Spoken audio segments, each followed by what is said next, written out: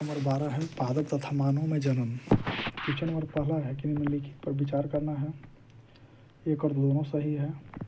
सजीव जिस विधि के द्वारा अपनी संख्या में वृद्धि करता है उसे जनन कहते हैं। सही है।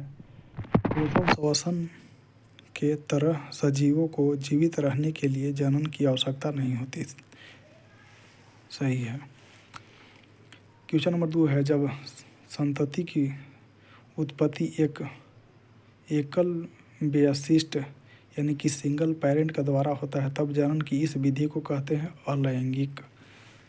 क्वेश्चन नंबर 3 है अलैंगिक जनन में निम्नलिखित में से कौन सा एक विशेषता नहीं पाई जाती है। देखते हैं क्या पाई जाती है अलैंगिक जनन की विशेषता।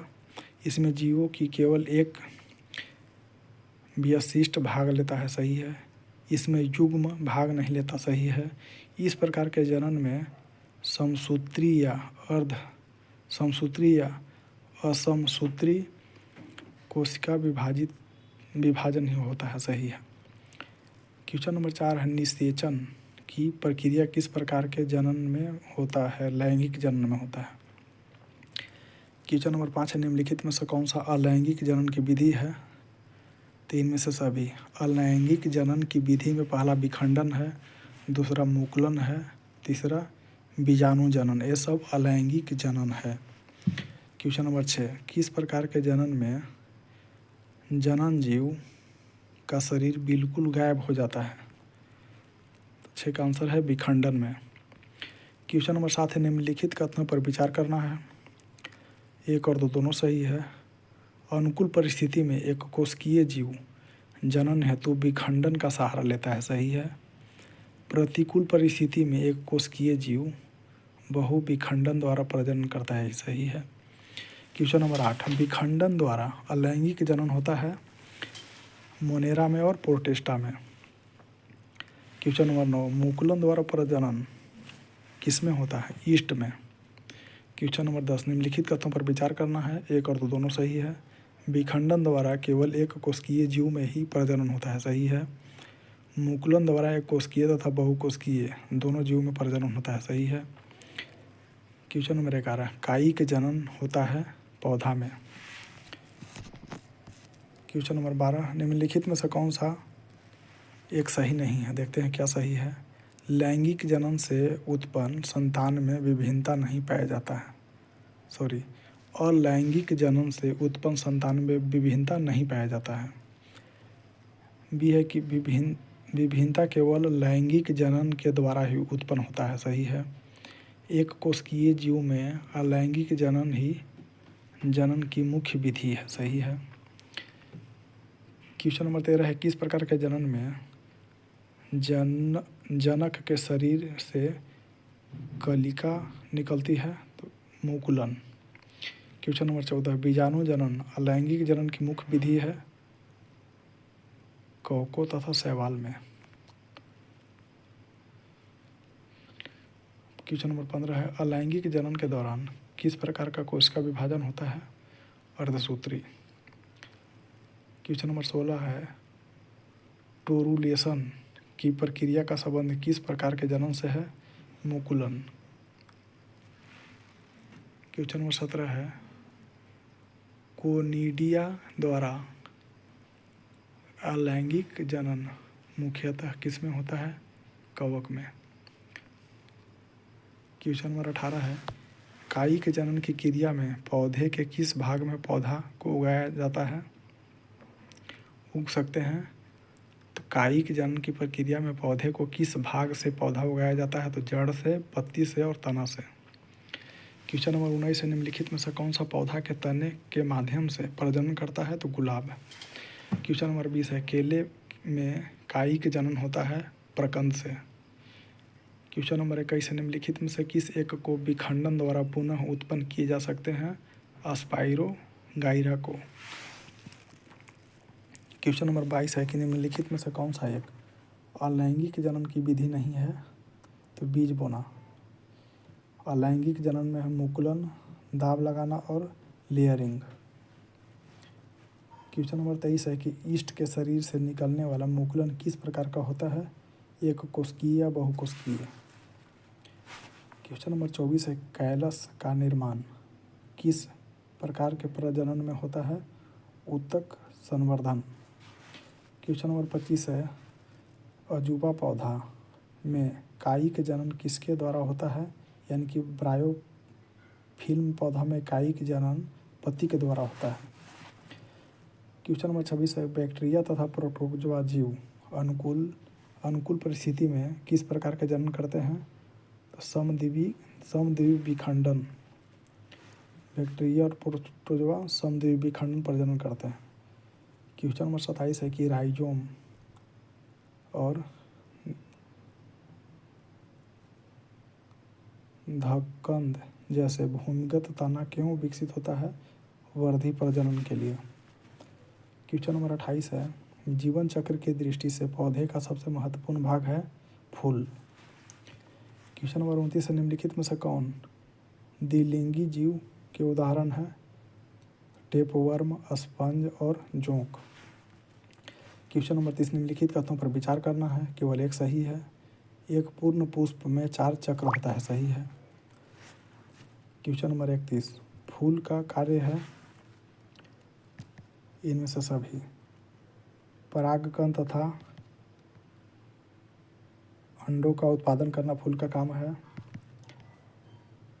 परागन तथा निषेचन करवाना काम है। बीज तथा फलों का निर्माण करना फूल का काम है। क्वेश्चन नंबर 32, सबसे अंदर ओभा होता है, ओभा के ऊपर भ्रूणकोश होता है और भ्रूणकोश के ऊपर बीजांड होता है और बीजांड के ऊपर अंडाशय होता है और अंडाशय के ऊपर स्त्री केसर होता है। क्वेश्चन नंबर 32, निम्नलिखित कथनों पर विचार करना है। 1, 2 दोनों सही है।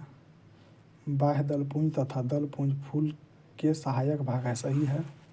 पुंमंग तथा जायंग फूल के आवश्यक भाग है, सही है। क्वेश्चन नंबर 33, निम्नलिखित कथनों पर विचार करना है। इसमें 1, 2 दोनों सही है। शैवाल तथा कवक में अलैंगिक जनन ही जनन की सामान्य विधि है, सही है। प्रतिकूल परिस्थिति उत्पन्न होने पर शैवाल तथा कवक में लैंगिक जनन होने लगता है, सही है। क्वेश्चन नंबर 34, निम्नलिखित में से किसमें पर्वसंधियां द्वारा नए पौधे विकसित होता है? तो अदरक में, आलू में और केला में। क्वेश्चन नंबर 35, क्लोन परिणाम है अलैंगिक जनन का।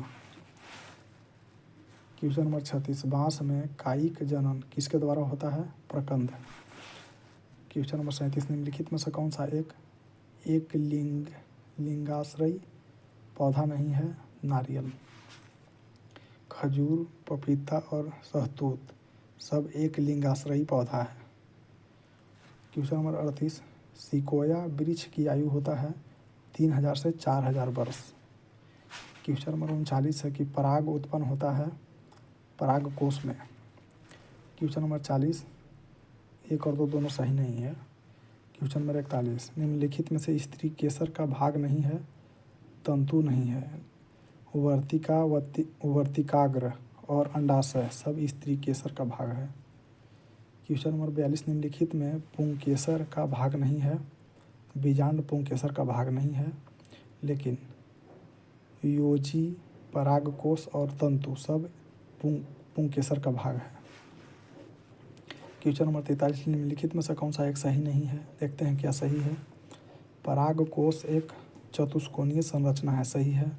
परागकण का विकास परागकोश में होता है, सही है। परागकण में 2 भित्ति होती है, बाहरी भित्ति को बाह्य चोल तथा भीतरी को अंतरचोल कहते हैं। क्वेश्चन नंबर 44 है, निम्नलिखित में से कौन सही है? इनमें से सभी सही है। अंडाशय के भीतर बीजांड रहता है, सही है। बीजांड के भीतर भ्रूणकोश रहता है, सही है। भ्रूणकोश मादा युग्मक सुरक्षित रहता है, सही है। भ्रूणकोश में मादा युग्मक यानी कि ओभा सुरक्षित रहता है, सही है। क्वेश्चन नंबर 45 है कि परागकण का बाह्य लोच किस कार्बनिक पदार्थ से बना होता है जिसमें कोई भी प्राकृतिक एंजाइम निम्नकृत नहीं करता? तो स्पोरोपालेनिन।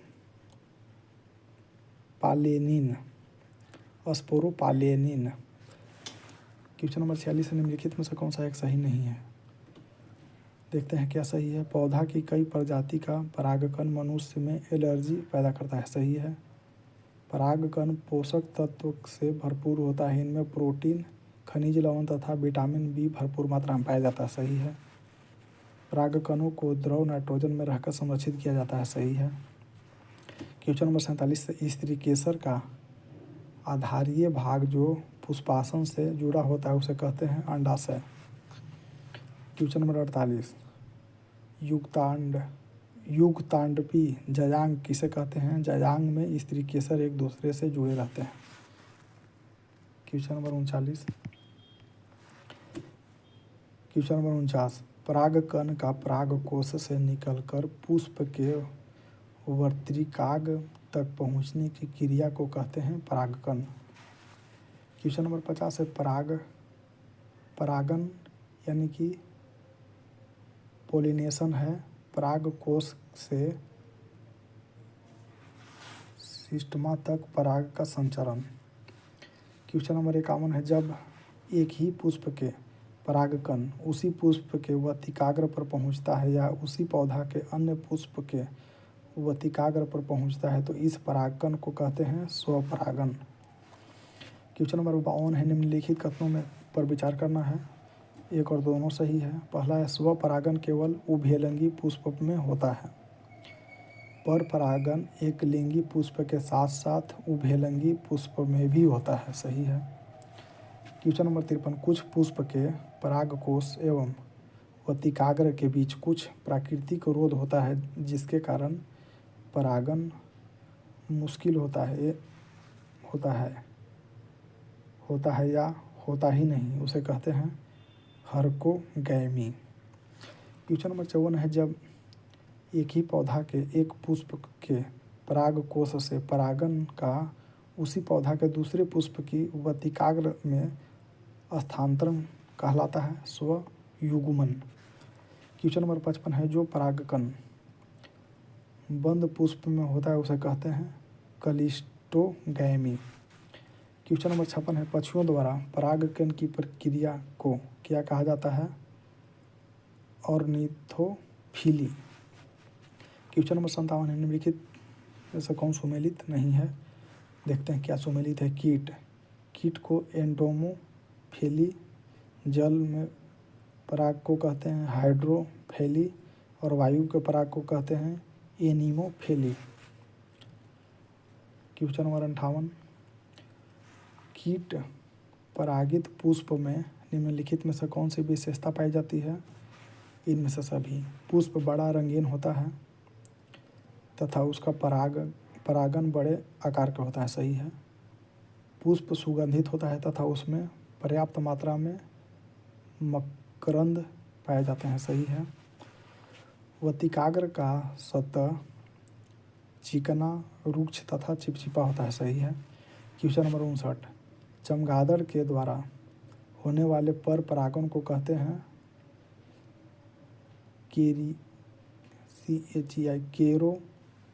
केरोपेट्रोफिली।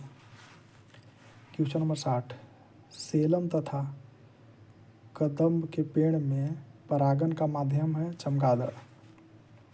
क्वेश्चन नंबर 61 मैलेकोफिल्स पुष्प वह है जिसमें परागन घोंघा, गिलहरी, सांप आदि के द्वारा होता है। उस मैलेकोफिल्स पुष्प में परागन घोंघा, गिलहरी, सांप के द्वारा होता है। क्वेश्चन नंबर 62 निम्नलिखित कथनों पर विचार करना है। एक और दो दोनों सही है। स्वपरागन के फलस्वरूप संतान दुर्बल हो जाता है। सही है। पर परागन के फलस्वरूप उत्पन्न संतान अधिक स्वस्थ होता है। सही है। क्वेश्चन नंबर 63 परागकणों को सर्वाधिक संख्या होती है वायु परागित पुष्प में। क्वेश्चन नंबर 64 है निम्नलिखित में से कौन सा जलीय पौधा में जल परागन नहीं होता? कमल में। वेलिसनेरिया में होता है और हाइड्रिला में भी होता है पर परागन। क्वेश्चन नंबर 65 वायु परागित पुष्प सामान्यतः होता है रंगहीन, छोटे और सुगंध का अभाव। क्वेश्चन नंबर 66 चींटियों द्वारा परागन को क्या कहते हैं? मार्मिकोफिली। क्वेश्चन नंबर 67 है कि पर परागन होने के क्या लाभ है? तीन में से सभी। पहला है, इस विधि में दो भिन्न वंशक्रम का सेल मेल होने से उत्पन्न संतान अधिक स्वस्थ होता है। सही है। अगला है, पर परागण के माध्यम से पौधे की नई किस्म पैदा की जा सकती है। सही है। पर परागित पुष्प से उत्पन्न बीज अधिक जीवक्षम होता है। सही है। क्वेश्चन नंबर 68, पौधे में लैंगिक जनन के दौरान निषेचन होता है परागण के बाद। क्वेश्चन नंबर 69, निषेचन क्या है? अंडा तथा नर न्यूक्लियस का संयोजन को निषेचन कहते हैं। क्वेश्चन नंबर 70, परागण के उपरांत परागनली का विकास होता है परागकण से।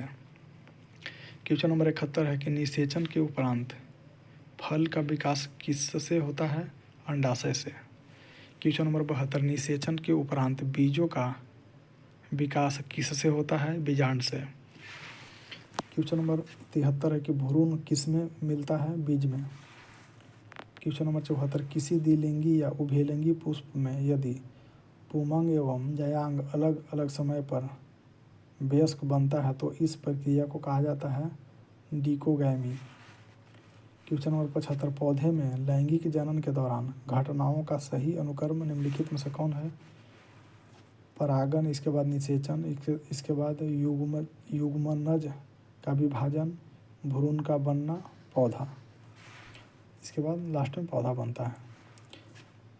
पौधे का लैंगिक जनन के दौरान घटनाओं का सही अनुक्रम है, पहले होता है परागण, इसके बाद निषेचन, इसके बाद युग्मनज का विभाजन, इसके बाद भ्रूण का बनना, इसके बाद पौधा बनता है।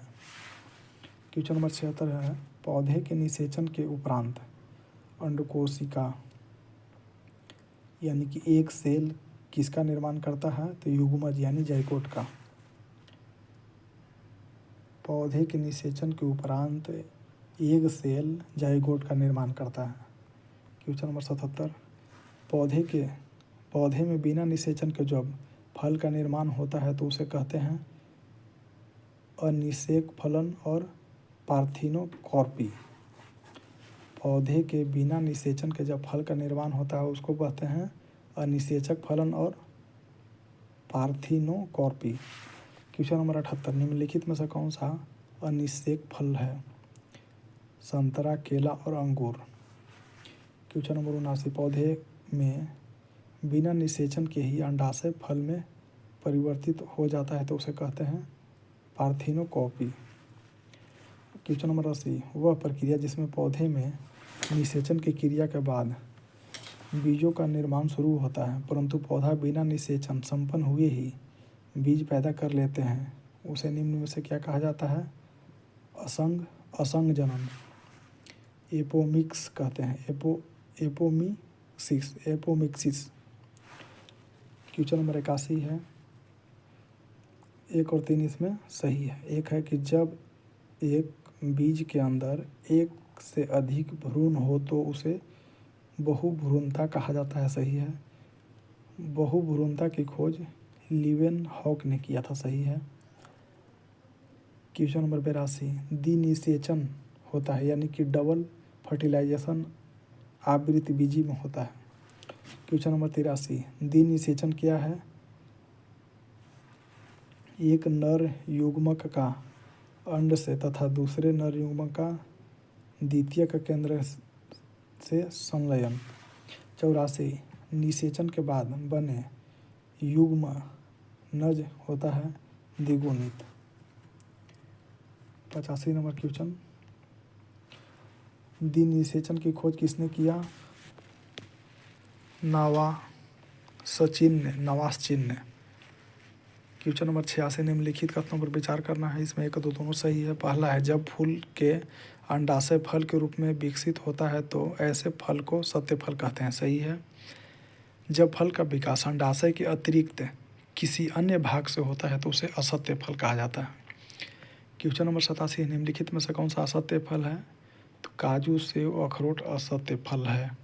क्वेश्चन नंबर 88, निम्नलिखित में से कौन सा एक असत्य फल है? स्ट्रॉबेरी असत्य फल है। क्वेश्चन नंबर 89 निम्नलिखित कथनों पर विचार करना है। एक और दो दोनों सही है। पहला है एक अंडाशय में एक या एक से अधिक बीजांड होता है, सही है। एक फल में एक भी बीज होता है तथा एक से अधिक बीज भी, सही है। क्वेश्चन नंबर 90 पौधे में निषेचन के उपरांत अंडाशय की भित्ति बन जाती है, फल भित्ति। सेब तथा नाशपाती के खाने योग्य भाग है पुष्पासन। क्वेश्चन नंबर 92 निम्नलिखित में से कौन सा एक सही सुमेलित नहीं है। अनार बीजपत्र गलत है। आम के मध्य फल भित्ति खाया जाता है, लीची के एरिल और नारियल के भ्रूणपोष। क्वेश्चन नंबर 93 एरिल या बीजचोल खाने योग्य भाग है जायफल, लीची और शरीफा। क्वेश्चन नंबर 94 है फूलगोभी के खाने योग्य भाग है फूल। क्वेश्चन नंबर 95 कटहल के खाने लायक भाग है परिदलपुंज। क्वेश्चन नंबर 96 निम्नलिखित में से कौन सा फल संग्रहित फल नहीं है, अमरूद।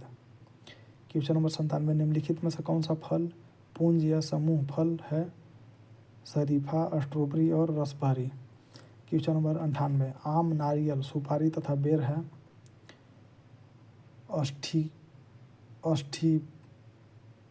अस्ठिल है, अस्ठिल। आम, नारियल, सुपारी तथा बेर अस्ठिल है, यानी कि ड्रूप है। क्वेश्चन नंबर 99 सेब तथा नाशपाती किस प्रकार के फल है, पोम। क्वेश्चन नंबर 100 निम्नलिखित में कौन सा युग्म सुमेलित है, केला, बेरी। क्वेश्चन नंबर 101 फलों का वह प्रकार जिसमें लीची तथा काजू को रखा जा सकता है वह है नट। क्वेश्चन नंबर 102 अनानास किस प्रकार का फल है, सोरोसिस। क्वेश्चन नंबर 103 निम्नलिखित में से कौन सोरोसिस फल के उदाहरण है, तो कटहल, सहतूत और अनानास सोरोसिस फल के उदाहरण है। क्वेश्चन नंबर 104 है संतरा, मौसमी, नींबू आदि किस प्रकार के फल है, हेस्पीरिडियम। क्वेश्चन नंबर 105 है गेहूं, जौ, मक्का, धान आदि के फलों के निम्न प्रकार में किस में रखा जा सकता है, कैरियोप्सिस। क्वेश्चन नंबर 106 निषेचन के पश्चात बीजों की बीजावरण विकसित होता है, अध्यावरणों में। क्वेश्चन नंबर 107 परागकण है अपूर्ण विकसित नर युग्मोद्भिद।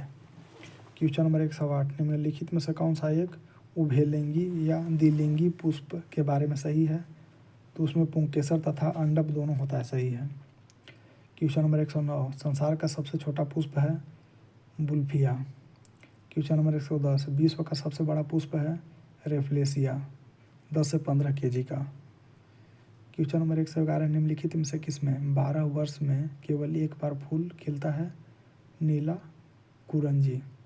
क्वेश्चन नंबर 112 है कुरिंजी पुष्प का 12 वर्ष में एक बार खिलने का कारण है फ्लोरिजन स्राव। क्वेश्चन नंबर 113 एक दो दोनों सही है। वैसा पौधा जिसमें जीवन काल में केवल एक बार पुष्प होता है उसको मोनोकार्पिक कहते हैं। बांस मोनोकार्पिक पौधा है। क्वेश्चन नंबर 114 एक दो दोनों सही है। जलकुंभी को बंगाल का आतंक कहा जाता है। जलकुंभी ठहरे हुए पानी में उगकर ऑक्सीजन को खींच लेता है, सही है। क्वेश्चन नंबर 115 निम्नलिखित में से कौन सा भाग द्विगुणित है, तो युग्मज। क्वेश्चन नंबर 116 है निम्नलिखित में से कौन सा भाग अगुणित है, पराग। क्वेश्चन नंबर 117 एक बीज के अंकुरण के लिए निम्नलिखित में से कौन सी 3 परिस्थितियां सर्वाधिक महत्वपूर्ण है, पानी, उचित तापमान और ऑक्सीजन। अंकुरण हेतु प्रायः किसकी आवश्यकता नहीं होती, प्रकाश का। क्वेश्चन नंबर 119 निम्नलिखित में से किस वर्ग के पौधे में नग्न भ्रूण पाए जाते हैं जिसे बीजाणु कहा जाता है, ब्रायोफाइटा, थैलोफाइटा और टेरिडोफाइटा। नग्न भ्रूण पाए जाते हैं इस समय। 120 नंबर क्वेश्चन है कि पौधे में पितरस्थ या सजीव प्रजनक अंकुरण का अभिप्राय क्या है, तो जनन वृक्ष पर लगे हुए फल के भीतर बीजों का अंकुरण। क्वेश्चन नंबर 121 है सजीव प्रजनक अंकुरन निम्न में से किस में पाया जाता है? राइजोफेरा में। क्वेश्चन नंबर 122, भूमपोरिक अंकुरन पाया जाता है आरंडी में। क्वेश्चन नंबर 123, अधोभूमिक अंकुरन पाया जाता है मक्का में। क्वेश्चन नंबर 124, ऑर्किड का बीज होता है हल्का और शुष्क। 125, निम्नलिखित में से किस पेड़ को अपनी वृद्धि के लिए सर्वाधिक मात्रा में जल की आवश्यकता होता है? तो eucalyptus. Question number 126,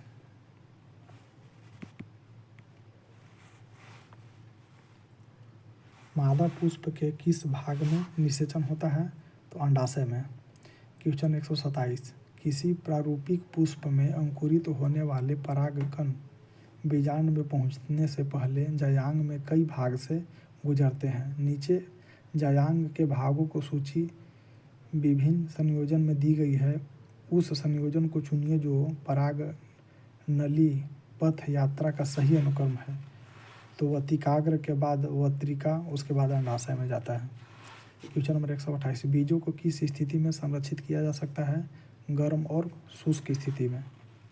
question number 129, अलैंगिक प्रजनन का एक प्रकार जिसमें जड़, तने, पत्ती और कलिकाओं से नए पौधे उत्पन्न होता है वह कहलाता है वनस्पतिक प्रजनन। क्वेश्चन नंबर 130, निम्नलिखित में से कौन सा एक नर जनन अंग नहीं है? Fallopian tube. नर जनन अंग में आता है एपिडिमिस आता है, टेस्टिस आता है, यूरेथ्रा आता है। एपिडेमिस, टेस्टिस और यूरेथ्रा सब नर जनन अंग है, लेकिन फैलोपियन ट्यूब नारी का अंग है, यानी कि स्त्री जनन अंग है। क्वेश्चन नंबर 131, निम्नलिखित में से कौन सी जनन ग्रंथि नर जनन तंत्र के भाग नहीं है? देखते हैं नर जनन तंत्र के भाग क्या है। सेमिनल वेसिलस है, प्रोस्टेट ग्लैंड है, कॉपर्स ग्लैंड है। क्वेश्चन नंबर 132, नर जनन तंत्र संबंधित जनन ग्रंथि द्वारा स्रावित पदार्थ की प्रकृति कैसा होता है? क्षारीय। क्वेश्चन नंबर 133 है, नर जनन अंग शुक्रवाहिनी नली की लंबाई लगभग कितना होता है? 25 सेंटीमीटर। क्वेश्चन 134, नर में वृषण कोष स्थित रहता है उदर गुहा के बाहर। 135, वृषण का औसत भार कितना होता है? 12 ग्राम। टेस्टिस का औसत भार 12 ग्राम है। क्वेश्चन 136, शुक्राणु निर्माण हेतु वृषण कोष का उपयुक्त ताप परिसर है 34 डिग्री से 35 डिग्री सेल्सियस। वृषण में स्थित किस कोशिका द्वारा नर हार्मोन एंड्रोजन स्रावित होता है? लाइडिंग कोशिका से। क्वेश्चन नंबर 138 है, प्रोस्टेट ग्लैंड पाया जाता है सिर्फ नर स्तनधारी में। वीर्य किसे कहते हैं? शुक्राणु और सभी सहायक ग्रंथि के स्राव को। वीर्य यानी कि सीमेन का पीएच कितना होता है? 7.3 से 7.5। वृषण के ऊपर संयोजी ऊतक के 3 परतें पाई जाती है। सबसे भीतरी परत को कहते हैं टूनिका वेसिलस। क्वेश्चन नंबर 142, निम्नलिखित कथनों पर विचार करना है, केवल एक सही है। स्क्रोटम सैक का तापमान शरीर के तापमान से 2 डिग्री से 3 डिग्री कम होता है, सही है। क्वेश्चन 143 है, सर्टोली कोशिका कहाँ पाई जाती है? वृषण में, सही है। क्वेश्चन 144, एक वयस्क नर में प्रतिदिन लगभग कितने शुक्राणु कोशिका का निर्माण होता है? 10 के पावर 12 से लेकर 10 के पावर 13। एक्रोसोम निम्नलिखित में किसका भाग है? मानव शुक्राणु का पूंछ वाला भाग। मानव शुक्राणु के पूंछ वाला भाग को एक्रोसोम कहा जाता है।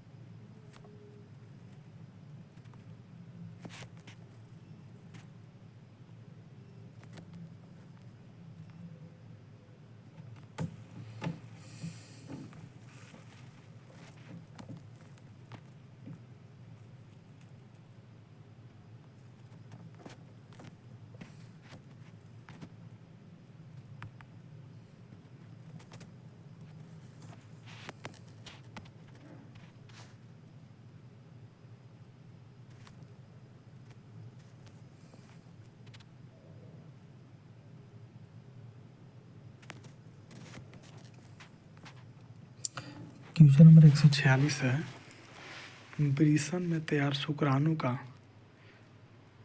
परिपक्व तथा संचय कहाँ होता है? अधिवृषण में।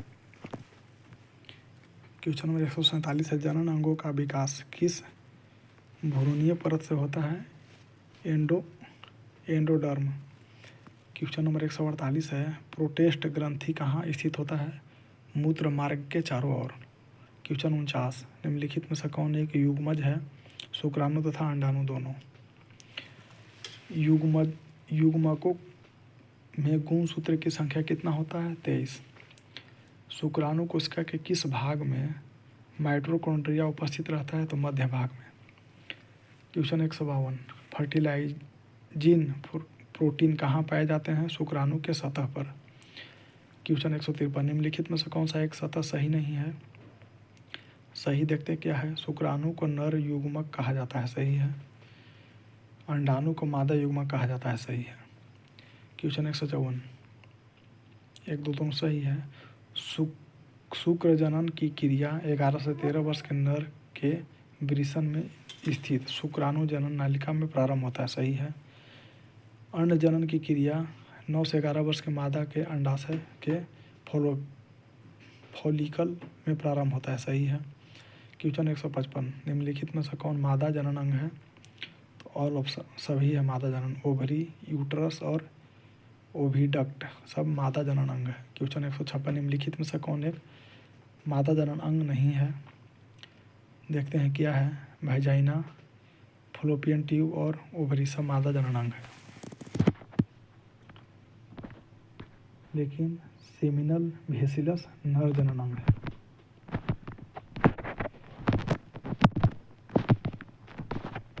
क्वेश्चन 157, अंडवाहिनी नली की लंबाई कितना होता है? 12 सेंटीमीटर। क्वेश्चन 158, निम्नलिखित में से कौन एक मृदा सहायक जनन ग्रंथि है? बार्थोलियन ग्रंथि। क्वेश्चन 159, एक स्वस्थ स्त्री का मासिक चक्र कितने दिनों का होता है? 28 दिन। 160 क्वेश्चन, योनि का बाह्यतम छिद्र जिस पतली झिल्ली द्वारा ढका होता है उसे कहते हैं हाइमेन झिल्ली। क्वेश्चन 161, मासिक चक्र के दरमियान किस दिन अंडोत्सर्जन होता है? 14 से 15वें दिन। क्वेश्चन 162 में ये सही है किंतु आर गलत है। ये है, यदि एक अंडाशय निकाल दिया जाए तब भी प्रजनन की क्रिया प्रभावित नहीं होती। क्वेश्चन 163, कॉर्पस टेयुलियम का विकास होता है अंडकोश में। क्वेश्चन 164, कार्पस यूटिलियम के द्वारा स्रावित होने वाला हार्मोन है प्रोजेस्टेरोन। क्वेश्चन 165, निम्नलिखित कथनों पर विचार करना है।